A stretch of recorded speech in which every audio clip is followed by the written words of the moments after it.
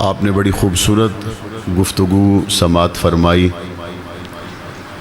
یقیناً محفل میں موجود ہر شخص کا ایمان تازہ ہوا اور اللہ تعالیٰ نے قرآن مجید ایک زندہ و جاوید کتاب، اللہ کا کلام، مصطفیٰ کریم صلی اللہ علیہ وآلہ وسلم کے قلب انور پر نازل ہونے والی اس کتاب کی یہ تاثیر رکھی ہے کہ وقت کے گزرنے کے ساتھ بہت سی کتابیں پرانی ہو گئی لیکن قرآن پرانا نہیں ہوتا۔ قرآن مجید اللہ تعالیٰ کا کلام ہے۔ 1400 سال پہلے اترنے والے قرآن مجید کے بارے میں اگر کوئی یہ سوچے کہ 2023 کے مسائل بھلا کیسے حل ہو سکتے ہیں، یہ تو کتاب 1400 سال پرانی ہے، تو جواب اس کو تھوڑی سی گہرائی میں جانے کے بعد جو ملے گا وہ یہ ہوگا کہ قرآن مجید 1400 سال پہلے نازل ہونے کے باوجود 2023 میں بھی کافی ہے، 33 میں بھی کافی ہے، 5000 سال مزید گزر جائیں تو بھی کافی ہے۔ وجہ اس کی یہ ہے کہ کوئی شخص کتاب لکھتا ہے اپنے علم کے مطابق اور وقت گزرنے کے ساتھ ساتھ اس کی بات، اس کی تحقیق پرانی ہو جاتی ہے، لیکن جب بات کلام اللہ کی آئے تو اس ذات کا کلام ہے جو 2023 کو رہنے والے لوگوں سے بھی بہتر جانتا ہے۔ تو جس کے علم نے ساری کائنات کا احاطہ کیا ہوا ہو،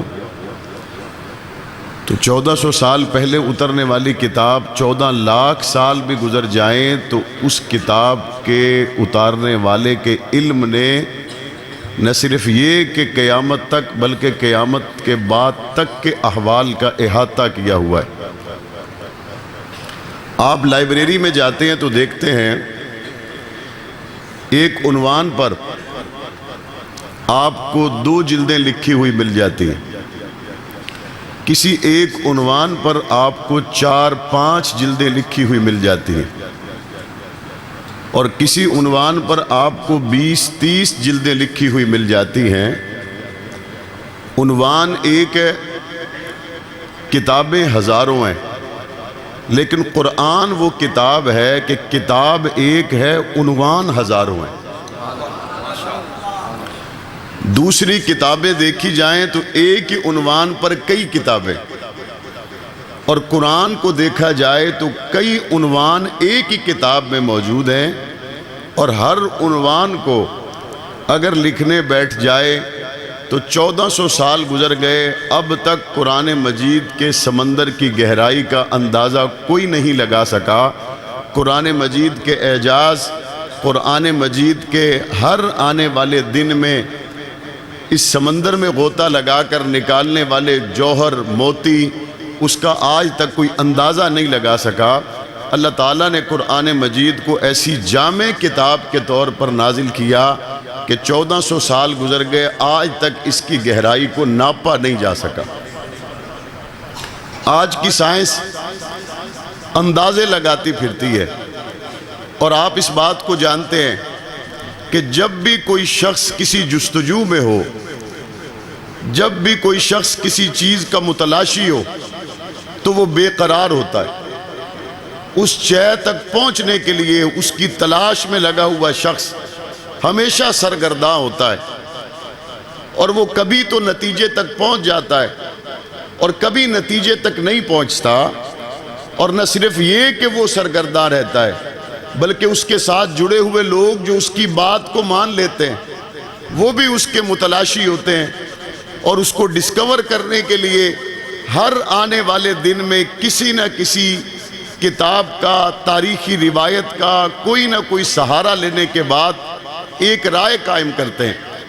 میں اس کی آسان مثال دے دوں کہ سائنس نے سینکڑوں سال کی تحقیق کے بعد ایک رائے قائم کی، اور وہ رائے یہ تھی کہ جب زمین اور آسمان نہیں تھے اس وقت پانی موجود تھا، لہٰذا زمین سے پرانی تاریخ پانی کی ہے، آسمان سے پرانی تاریخ پانی کی ہے، ستاروں اور سورج سے پرانی تاریخ پانی کی ہے۔ یہ سینکڑوں سال کے، ہزاروں سال کے آنے والے لوگوں نے تحقیق کے بعد جس چیز کو نکالا، وہ اتنی جملے کے بعد انہوں نے ایک رائے قائم کر دی۔ اب اس رائے کو پڑھ لینے والا شخص بھی یہ کہتا ہے کہ ہو سکتا ہے میں اس پہ مزید سوچ بچار کروں اور کل کوئی رائے نہیں آ جائے، اور اگر اس رائے تک وہ پہنچے بھی ہیں تو اس پر سینکڑوں سال کا عرصہ اور اس پر سرگردہ رہنے والے لوگوں کی تعداد سینکڑوں ہزاروں سے زیادہ۔ اور اب قرآن مجید والے شخص کی طرف آئیں تو قرآن مجید والا شخص جب 12ویں سپارے کی تلاوت کرتا ہے تو اللہ تعالیٰ قرآن مجید میں ارشاد فرماتے ہیں کہ جب کائنات نہیں تھی تو اللہ کا عرش پانی پر تھا۔ اللہ کا عرش پانی پر ہے، اور اللہ کا عرش جب پانی پر رہا تو سال ہا سال، یا یوں کہا جائے کہ جب سالوں کا بننا اور گننا بھی شروع نہیں ہوا تھا تب اللہ کا تخت پانی پر ہے۔ تو اس پانی میں رب کے تخت کی وجہ سے یہ تاثیر پیدا ہوئی کہ وَجَعَلْنَا مِنَ الْمَاءِ كُلَّ شَيْءٍ حَيٍّ۔ قرآن مجید نے فیصلہ دے دیا کہ بغیر پانی کے کسی بھی شے کی حیات ممکن نہیں ہے، اور اس بات پر پہنچنے کے لیے انسان جو وحی سے ہٹ کر چلنا چاہتے تھے انہوں نے یہ نتیجہ نکالا کہ پانی کو تلاش کرنا ضروری ہے۔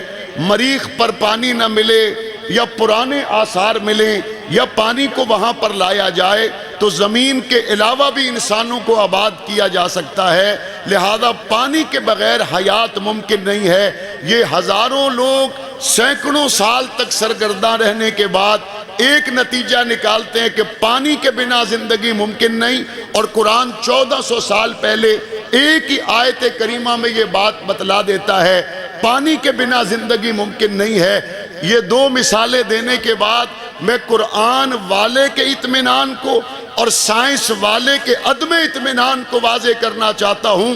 تحقیق پر چلنے والا ہمیشہ پریشان رہتا ہے، قرآن تعلیمات کے سائے میں چلنے والا ہمیشہ مطمئن رہتا ہے، اور تحقیق پر چلنے والے نے اپنی کمزوری کو چھپانے کے لیے ایک لفظ ایجاد کیا، اور وہ لفظ کیا تھا؟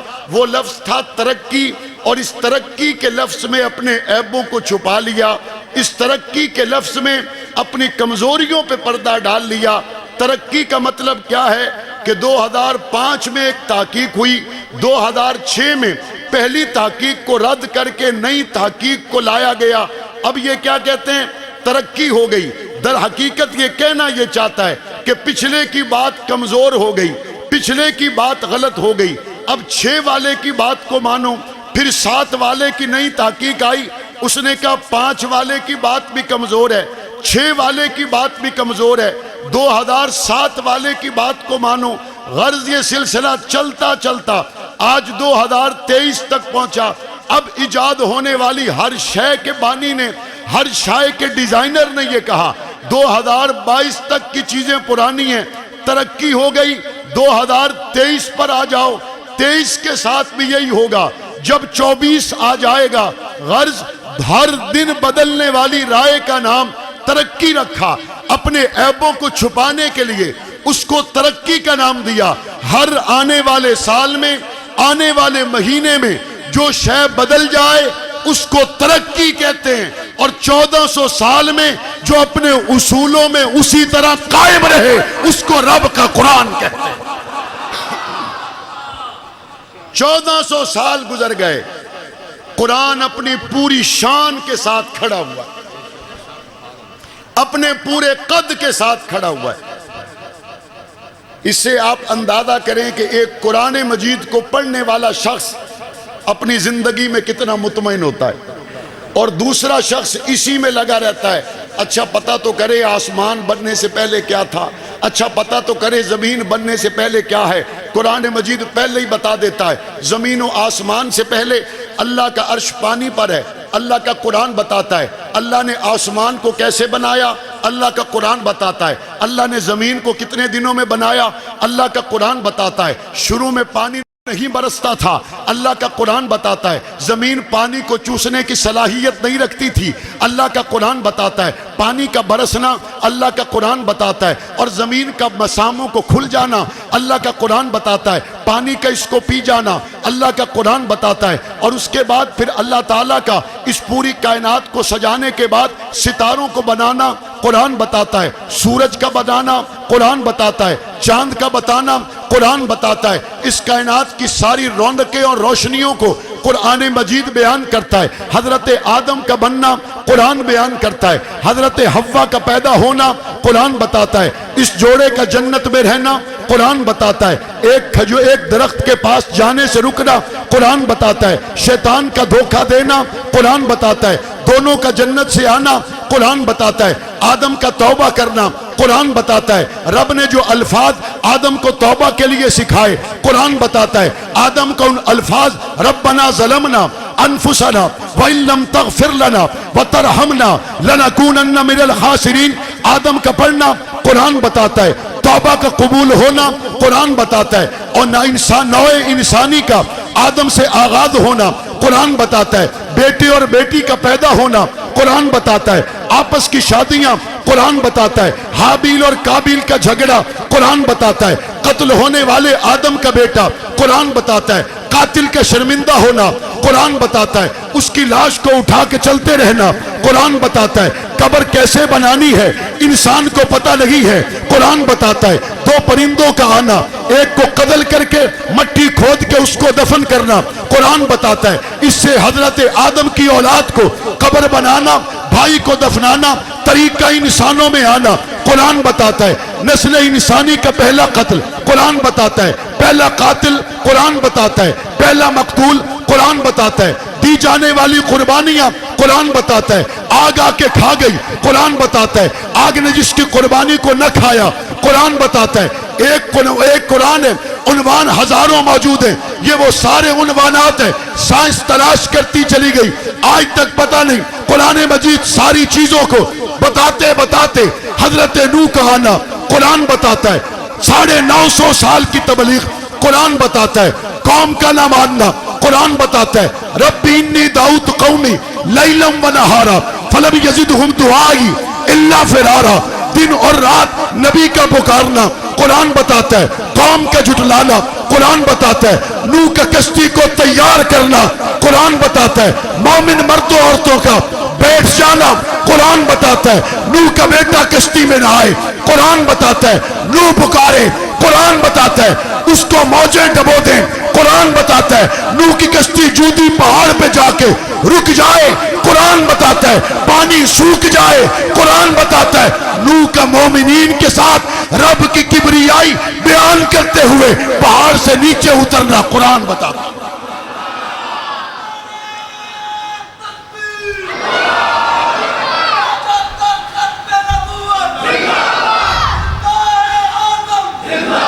قرآن ایک ہے، عنوان ہزاروں ہیں، اور یہاں عنوان ایک ہوتا ہے، کتابیں ہزاروں ہوتی ہیں، یہاں پہ قرآن ایک ہے، عنوان حضرت نوح کا پہاڑ سے اترنا، انزلنی منزلم مبارکم وانت خیر المنزلین، رب کا شکر ادا کرتے ہوئے، لیکن ساتھ ربا آپ نے فرمایا تھا میرے اہل بیت میں سب بچ جائیں گے، میرا بیٹا تو میری آنکھوں کے سامنے غرق ہوا، ربا میرا بچہ کیسے ڈوب گیا؟ آپ کا تو وعدہ تھا کہ سارے اہل بیت کو بچا لینا، یہ میرے وعدے میں شامل ہے، قرآن بتاتا ہے، اور اس بچے کے ڈوبنے کی وجہ کیا ہے؟ قرآن کہتا ہے انہو لیس من اہلک انہو عمل غیر صالح، نوح وہ آپ کے اہل بیت میں نہیں ہے، یا اللہ بیٹا ہے، نوح کا بیٹا ہے، اہل بیت میں شامل کوئی نہیں، یا اللہ نوح نبی کا بیٹا سامنے غرق ہوا، آپ کہتے ہیں انہو عمل غیر صالح، اس نے پنجابی میں ترجمہ کرا، اللہ نہ قرآن آخنے اس نے کرتوت چنگے کوئی نہیں۔ ایک اور بات بھی یہاں علماء کرام ذکر کرتے، میں ایک ادنا طالب العلم عرض کرتا ہوں، علماء نے کہا صحابی کی شان کو پہچانو، قریبی رشتہ ہونے کے باوجود ایمان دل میں نہ ہو تو قرآن کہتا ہے انہو لیس من اہلک، ایمان دل میں آ جائے تو فارس سے آنے والے سلمان کا بھی مول پڑ جاتا، ایمان دل میں آ جائے عبداللہ ابن مسعود کا بھی مول پڑ جاتا ہے، ایمان دل میں آ جائے حبشے کے کالے بلال کا مول ایسا لگتا ہے فتح مکہ کے موقع پر سارے صحابہ نیچے ہیں، حبشے کا کالا بلال کعبے کی چھت پہ کھڑا ہے، لیکن ایمان نہ ہو تو نبی کا بیٹا ہے، اور قرآن کہتا ہے انہو لیس من اہلک، ایمان کی دولت ہی وہ بنیاد ہے جس کے بعد ساری باتیں بنتی چلی جاتی ہے۔ میرے نبی کریم صلی اللہ علیہ وآلہ وسلم کے قوم قبیلے کے وہ لوگ جنہوں نے حضور کا کلمہ نہیں پڑھا تو صرف اچھی قوم قبیلے کی وجہ سے ان کی کوئی عزت کرتا ہے؟ لیکن وہ سلمان فارسی جو لمبا سفر کر کے حضور کے دربار میں پہنچے، اور کیسے پہنچے؟ وہ 3 نشانیاں جو تورات و انجیل کے علماء سے پوچھ کر آئے تھے، کہا کہ جاؤ کھجوروں کے دیس میں چلے جاؤ، آخری نبی کی آمد کا زمانہ قریب ہے،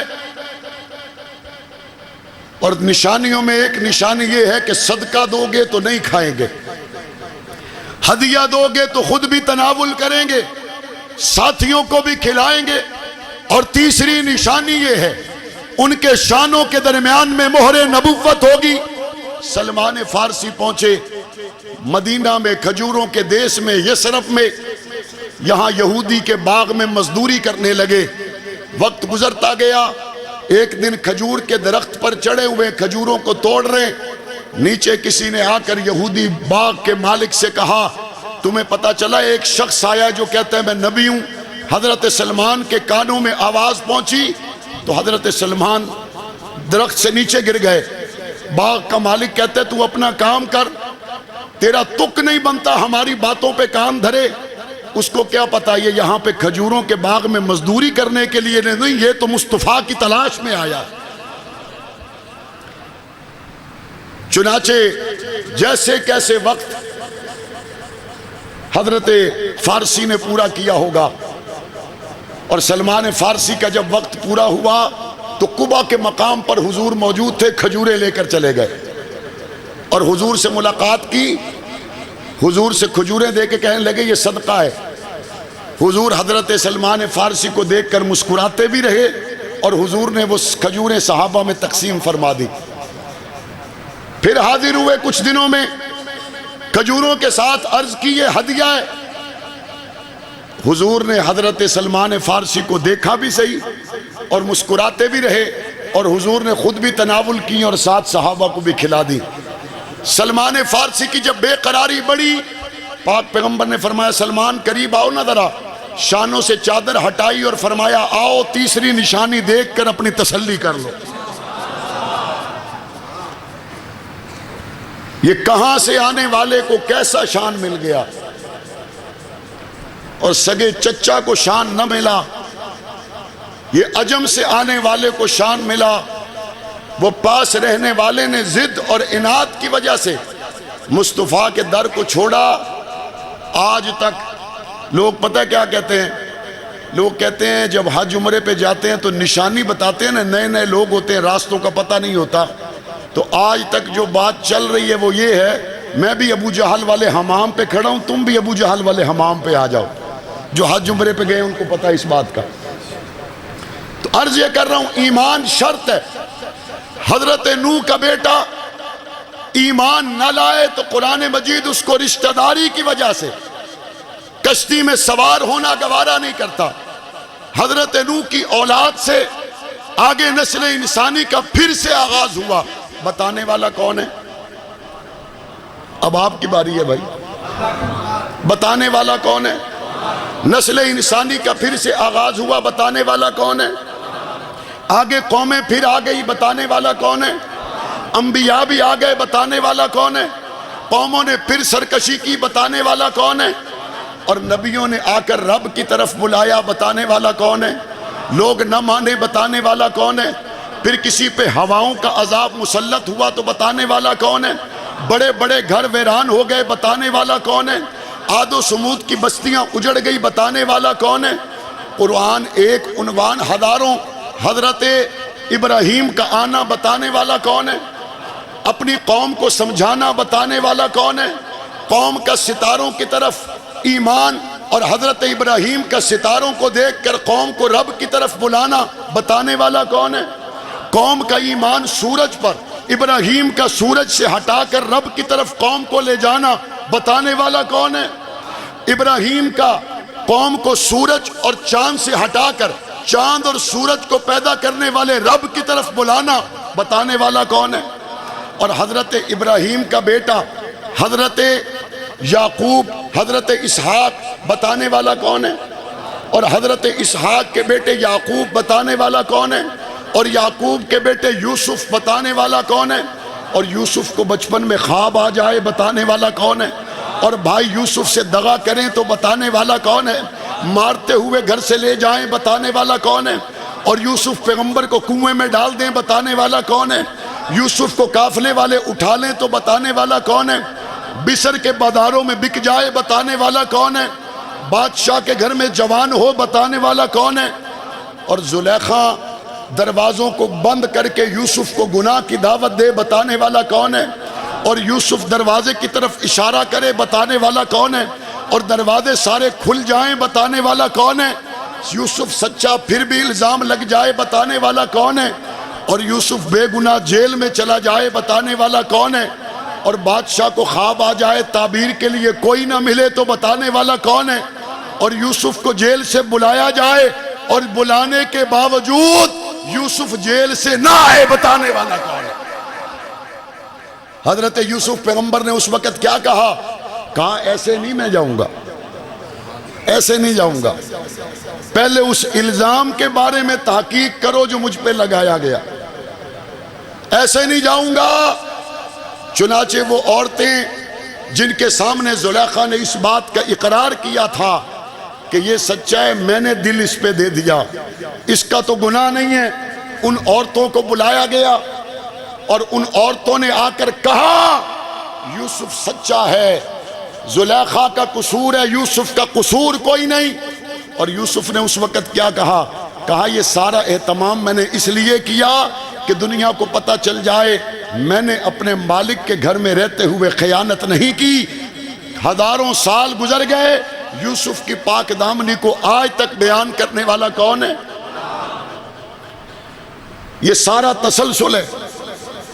اب میں اس سے آگے چلوں تو حضرت یوسف علیہ السلام کا عزیز مصر کے تخت پہ آ جانا، بتانے والا کون ہے؟ قحط پڑ جائے تو بتانے والا کون ہے؟ یوسف کے بھائیوں کا آنا اور نہ پہچاننا، بتانے والا کون ہے؟ بنیامین کو یوسف علیہ السلام کا ٹھہرا لینا، بتانے والا کون ہے؟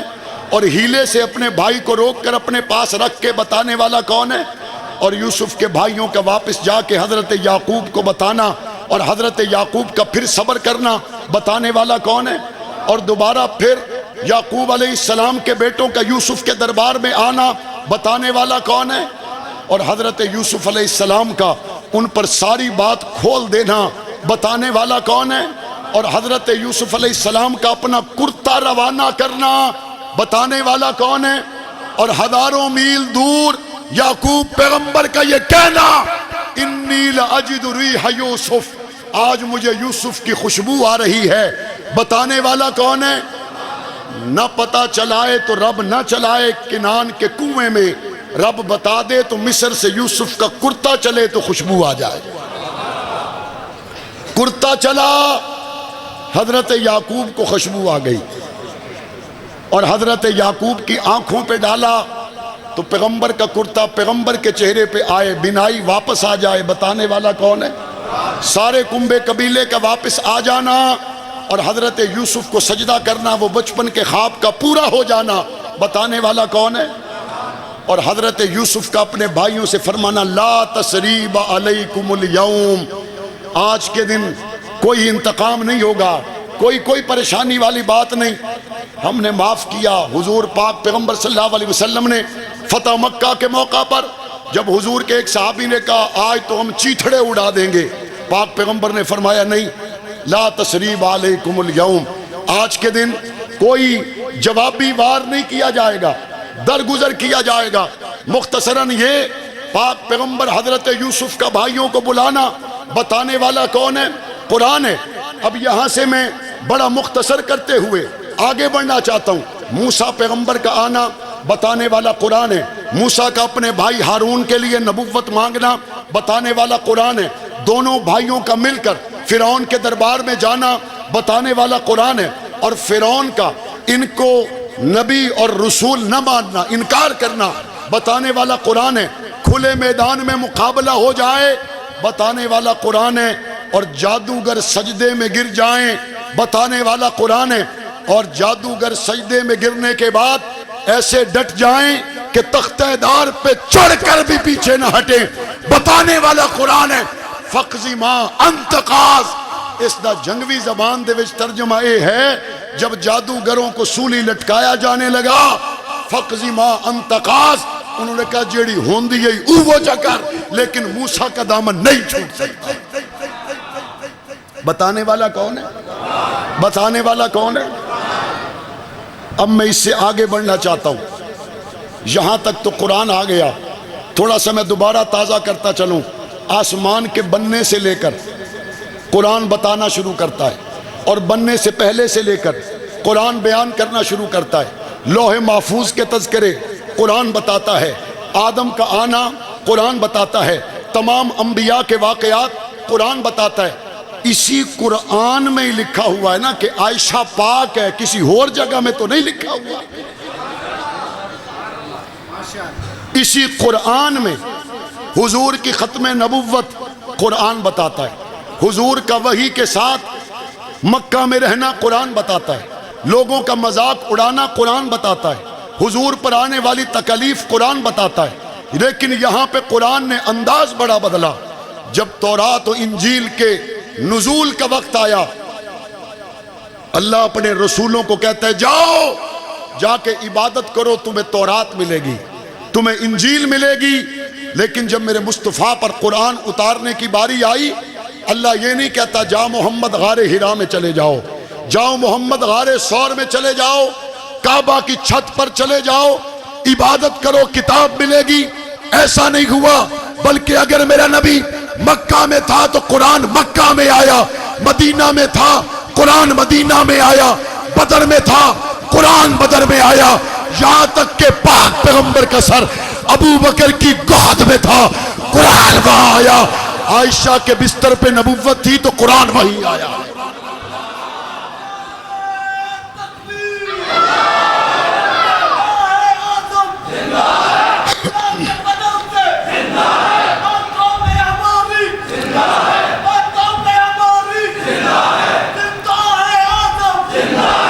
حضور جہاں جہاں گئے قرآن ساتھ ساتھ آتا گیا، ساتھ ساتھ پہنچا، اور کبھی ایسے بھی پہنچا کہ نابینا صحابی حضور کی محفل میں داخل ہوا اور حضور کی پیشانی پہ بال آ گئے کہ میں نے منع کیا تھا نا، اندر نہیں آنا چاہیے تھا۔ منع کیوں کیا؟ منع اس لیے کیا کہ جب ان نامور کفار کے سرداروں سے بات کی جائے اور غریب صحابی اندر آئے تو ان کو پسند نہیں ہے۔ اچھا یہ مرض بھی بڑا پرانا ہے، غریب کارکن، اخلاص والا امیر کارکن، دونوں بیٹھے تو ایک دوسرے پہ رش کرتے، لیکن اگر دل میں بات نہ اتری ہو تو اس وقت بندے پھر آخنے ایک غریب جماعت میں جیسا وہاں پا چھوڑے ہے، اتھے تک اسے بندے ہیں اتنا بھی پتہ نہیں کہ شیمپو کیڑا استعمال کرنا ہے تو صابن کیڑا استعمال کرنا ہے۔ وہ جو ممی ڈیڈی کارکن ہوتے ہیں نا، ممی ڈیڈی، ان بیچاروں کا پھر کوئی ٹھکانہ نہیں ہوتا، اور ممی ڈیڈیوں کے حالات آج کل آپ کے زیادہ علم میں، آج کل آپ کے زیادہ علم میں۔ مولانا اعظم طارق کے جسم پر 114 زخم آئے، ایک دن بھی لنگڑا کے نہیں چلے۔ 114 زخم آئے، ویل چیئر پر نہیں بیٹھے، بلکہ مجھے یاد ہے بم دھماکے میں زخمی تھے، 114 زخم تھے، تو ان کے پاؤں کے انگوٹھے اور ساتھ والی انگلی کے درمیان کی ہڈی میں ایک بم کا ذرہ تھا۔ کہتے تھے جب یہ میرے پاؤں میں ہے تو مجھے چلنے میں ذرا مشکل محسوس ہوتی ہے، لیکن میں صحیح ہو کے اس لیے چلتا ہوں کہ صحابہ کا دشمن یہ نہ کہے کہ اعظم طارق پہ ہمارا وار کامیاب ہو گیا ہے۔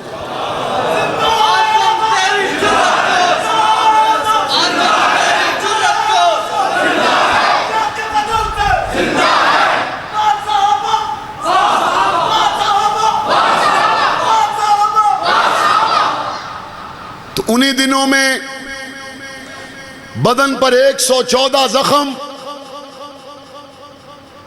اور ہماری حکومتوں کے تو حالات آپ کو پتہ ہیں، سبحان اللہ، جم انتقالیں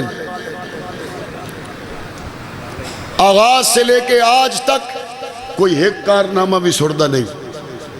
ہمیں بہت سے لوگوں نے کہا حکومتیں تو اس طرح کی ہیں، آپ نے ان کا ساتھ کیوں دیا؟ میں نے کہا ہمیں پتہ ہے حکومتیں ساری اسی طرح کی ہیں، کالی پیلی براؤن نیلی چٹی کالی اسی طرح کی ہیں، لیکن ہم ہمیشہ صرف ایک ہی ایجنڈے پہ بات کرتے ہیں، اور وہ 1 پوائنٹ ایجنڈا صحابہ اور اہل بیت کی ناموس ہے، اس کے علاوہ کوئی نہیں ہے۔ اور آپ سن چکے ہیں کہ الحمدللہ قومی اسمبلی سے صحابہ اہل بیت کی عزت کا قانون پاس ہو چکا ہے۔ ہوا یا نہیں ہوا؟ اس پر اس وقت کی موجود تمام حکمران جماعتوں نے ہمارا ساتھ دیا یا نہیں دیا؟ ہمیں لوگ کہتے ہیں کہ آپ کو زخم بہت لگے، میں نے کہا ہم زخم کی وجہ سے پیچھے ہٹنے والے لوگ نہیں، ہم عزم کے ساتھ آگے بڑھنے والے لوگ ہیں۔ ہمارے سارے زخموں پہ مرہم حکومت، وزارت، مشارت، سینٹ کی سیٹ کی وجہ سے نہیں آتا، ہمارے زخموں پہ مرہم اسی دن آئے گا جس دن صحابہ اہل بیت کے گستاخ کے لیے سزائے موت کا قانون بنے گا۔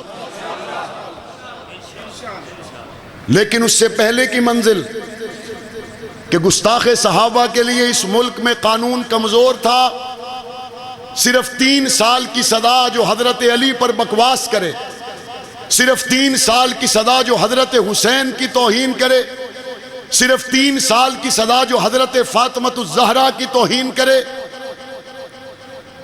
آج الحمدللہ پاکستان کی قومی اسمبلی سے یہ قانون پاس ہوا ہے، جو حضرت حسین کی گستاخی کرے گا ساری عمر جیل میں سڑنا پڑے گا۔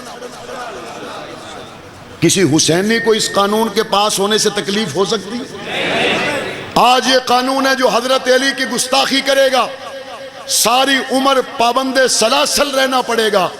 علی والے کو اس قانون کے پاس ہونے سے تکلیف ہو سکتی ہے؟ حضرت فاطمہ کے گستاخ کے لیے پہلے 3 سال کا قانون تھا، اب حضرت فاطمہ کے گستاخ کے لیے ساری عمر قید کا قانون ہے۔ حضرت فاطمہ سے محبت کرنے والے کو اس قانون سے تکلیف ہو سکتی ہے؟ جس کو ہو وہ حضرت علی والا ہو سکتا ہے، حضرت فاطمہ کا چاہنے والا ہو سکتا ہے، کربلا کے شہید حضرت حسین کا چاہنے والا ہو سکتا ہے۔ الحمدللہ قربانیوں کے نتیجے میں قانون پاس ہوا، اور انشاءاللہ صحابہ اہل بیت کی عزت کا یہ قانون سینٹ سے بھی پاس ہوگا، انشاءاللہ سینٹ سے بھی پاس ہوگا۔ صدر پاکستان کے اس پہ دستخط بھی ہوں گے، اور پاکستان فرقہ وارانہ فسادات سے ہمیشہ کے لیے نکل جائے گا انشاءاللہ۔ اور ہو سکتا ہے کہ خوشاب کے لوگوں آپ کو یہ کال دی جائے کہ جس دن سینٹ میں یہ بل زیر بحث آئے، اس دن اراکین سینٹ کو خراج تحسین پیش کرنے کے لیے آپ کو اسلام آباد بلایا جائے، آنے کے لیے تیار رہیں گے؟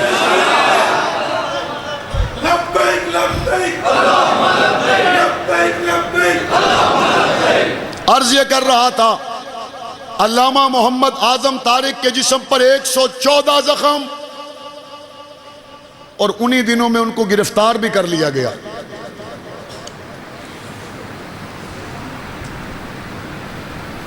گرفتار کرنے کے بعد انہوں نے اپنی کتاب میں لکھا 114 زخم ہے بدن پر، اور ان کو ٹارچر سیل میں کھڑا کر دیا گیا.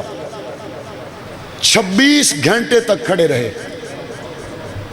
علامہ اعظم طارق شہید اپنی کتاب میں لکھتے ہیں میرے جتنے بم دھماکے کے زخم تھے وہ سارے ہرے ہو گئے اور ان میں سے خون پھوٹنے لگا. 26 گھنٹے کے بعد وہ جو پاؤں میں ایک بم کا ذرہ تھا، پاؤں سوجا، زخم پھٹ کر وہ ذرہ باہر نکلا. علامہ اعظم طارق شہید فرمایا کرتے تھے میرے باقی آپریشن تو ڈاکٹروں نے کیے ہیں، میرے پاؤں کے اس بم دھماکے کے ذرے کا آپریشن رب نے خود کیا ہے. قرآن جب اندر آ جائے نا تو بندہ بھر جاتا ہے. لاہور کے ہسپتال میں علامہ اعظم طارق شہید سے ڈاکٹروں نے کہا زخم بہت زیادہ ہیں، آپریشن کی صورتحال ہمیں سمجھ میں نہیں آ رہی. فرمایا کہ جسم کو سن کرنے کی بھی ضرورت نہیں ہے، میں قرآن پڑھتا ہوں، تم آپریشن کرو. آل حق کا لگاؤ قرآن مجید کے ساتھ کیسا ہوتا ہے. 108 دن کال کوٹڑی میں رہے، اور 108 دن کے بعد علامہ اعظم طارق شہید جب کال کوٹڑی سے باہر آئے تو فرمایا 108 قرآن مجید کے ختم بھی مکمل ہو چکے تھے. یہ لنڈے کے لیڈروں کو کیا پتا، یہ برگر اور پیزا کھانے والی پارٹیوں کو کیا پتا کہ ختم نبوت کے پروانے کیا ہوتے.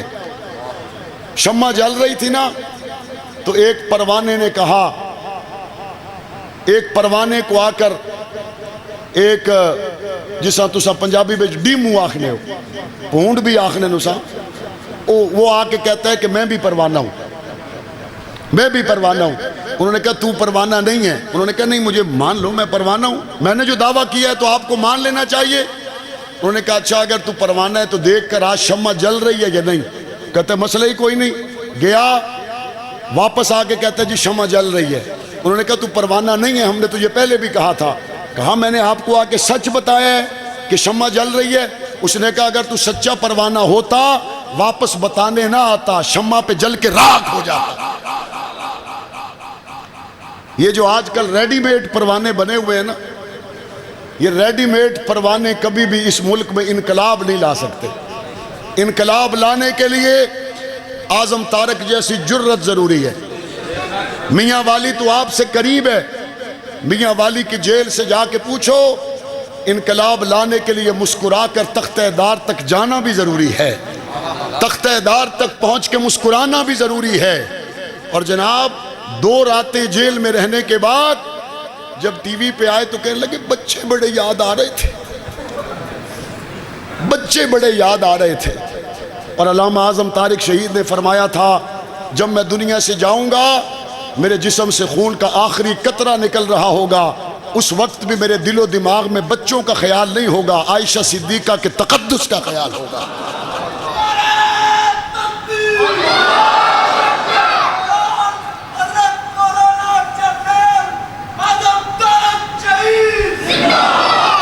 عرض یہ کر رہا ہوں قرآن مجید مکہ میں حضور کے قلب انور پہ اترا، ابو بکر صدیق کی گود میں قرآن اترتا ہے، عائشہ صدیقہ کی بستر پہ قرآن اترتا ہے.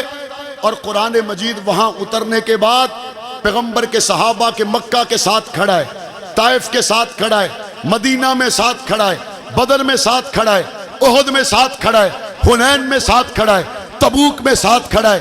قرآن مجید 23 سالوں میں جہاں جہاں مصطفیٰ اور صحابہ ہیں ساتھ ساتھ چلتا ہے. اور اتنا ساتھ چلتا ہے کہ قرآن مجید کی 6000 آیتوں میں 1000 کے قریب آیات میں قرآن صحابہ کا تذکرہ کرتا ہے. یہ وہی کتاب ہے جس میں آسمان کے بننے کا ذکر تھا، اسی کتاب میں ابو بکر صدیق کی صحابیت کی گواہی موجود ہے. اور بعد میں زندگی کیسے گزارنی ہے یہ بھی قرآن بتاتا ہے. نظام حکومت کیسا ہوگا قرآن بتاتا ہے، ناپ تول کیسا ہوگا قرآن بتاتا ہے، زمینوں کے حکامات کیا ہوں گے قرآن بتاتا ہے. میں نے ایک بہت بڑا حصہ اپنی تقریر کا اختصار کی وجہ سے چھوڑ کر میں اس سے آگے چلاؤں.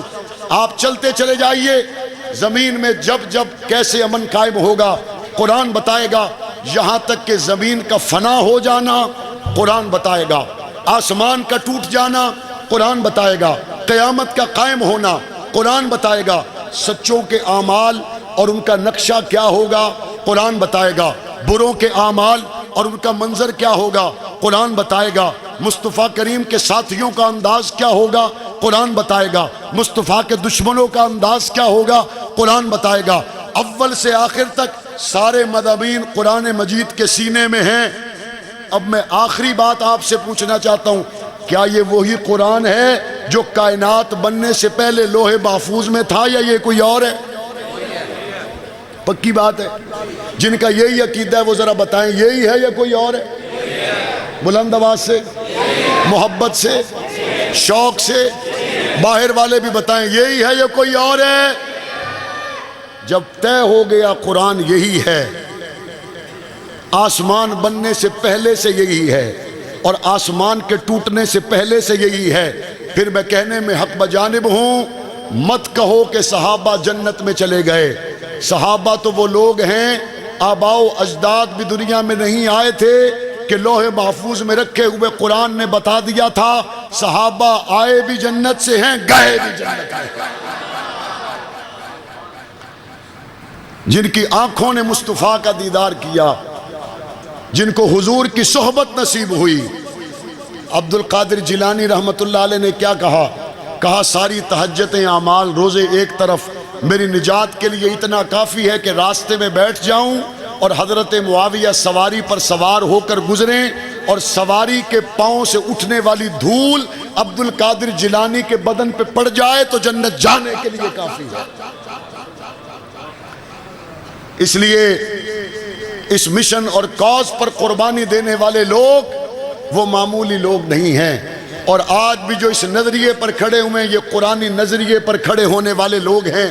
ان کے قدم ہم نے مضبوط کرنا ہے، اور انشاءاللہ ثم انشاءاللہ درس قرآن کے حلقے، حکایات صحابہ کے حلقے، جلسے پروگرامات، اپنے گھروں میں حکایات صحابہ کے حلقے لگا کر اس نظریے کی سوچ کو آگے بڑھا کر اس وقت تک ہم نے پہنچنا ہے جب اس ملک میں قرآن کا نظام آئے گا۔ انشاءاللہ ساتھ رہو گے، ساتھ چلو گے، مضبوطی کے ساتھ آگے بڑھو گے۔